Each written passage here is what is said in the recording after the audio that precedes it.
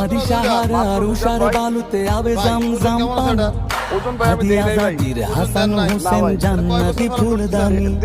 হাদি ইতিহাস পাখি আবাবিল মুসার হাতের লাঠি হাদি ওমরের অর্ধজাহান মোরানো শীতল পাঠি হাদি গোলাপের মাতাল গন্ধ খোলা পায়ের রাশেদার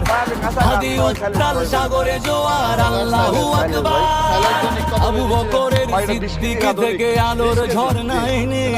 হাদি জেগেছিল তরুণ আলীর সাহসের সুধা টেনে